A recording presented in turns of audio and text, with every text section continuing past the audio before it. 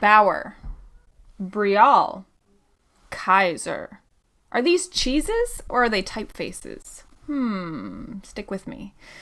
So hello, future advanced typographers. My name is Diana Varma. I am a lecturer within GCM.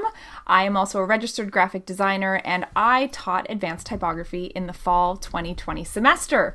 So advanced typography is a really exciting course for students who have a keen interest in design and typography and who have already completed the prerequisite GCM 230 typography.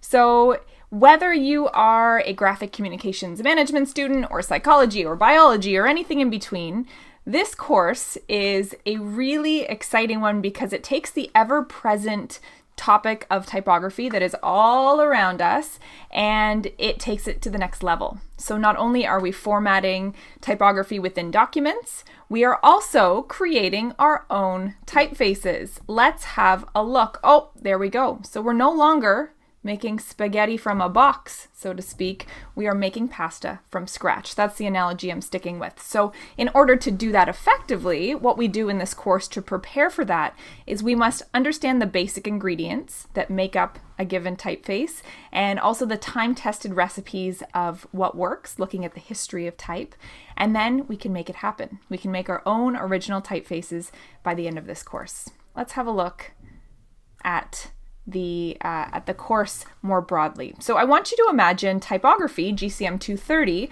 the prerequisite, sitting in my hands like this. So it's very technical in nature and it's really amazing for learning about important foundational concepts in typography to really typeset something professionally. Really necessary.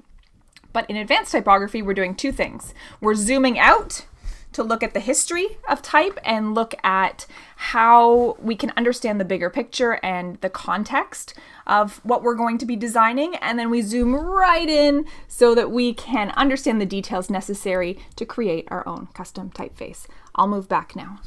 So this course is rooted in experiential learning, and even though it was delivered virtually in fall 2020, there was lots of opportunity for students to be able to get hands-on practice and actually work through a lot of design challenges. So with each semester, there's obviously improvements to each course, and every instructor teaches it a little bit differently, but I want to show you what students worked on in fall 2020. And again, these are just some examples of the type of kind of innovative ways we deliver courses within GCM. So here's what we did. Now, the first half of the course in fall was dedicated to solving problems communicated in professional design briefs. These were from real companies, and we then, or students came together, they consulted with one another in a consistent weekly design critique small group before they actually submitted their work to the client. So all of these designs were brought together into a really functional, a really robust, really agile portfolio that students beyond the course could share with future employers or future clients even, and of course for your parents to hang on the fridge. You could do that as well. So the idea was for this portfolio that they created to be to work long after the course was over. And we also had a resident type cool guy in Toronto, a bit of a type legend in Toronto, Christopher Rouleau, drop by to show us how he created his own handcrafted vector alphabets. And then the second half of the course was dedicated to creating our own handcrafted vector alphabets, our own original typeface designs. So the final student designs were incredible, outstanding. Students truly outdid themselves. I was very, very impressed. You see two examples here of work that students did in the fall. So I guess in summary, really what I want you to take away from this short video is you should take this course if you fall into any of the following categories. So A, you want to get more hands-on experience designing and specifically designing with type. B, you pay far too much attention to the typography around you in your daily world and I mean to the point where your friends and your family maybe don't even want to listen to your mini design lectures anymore. Guilty. C, you've always wanted to create your own original typeface design.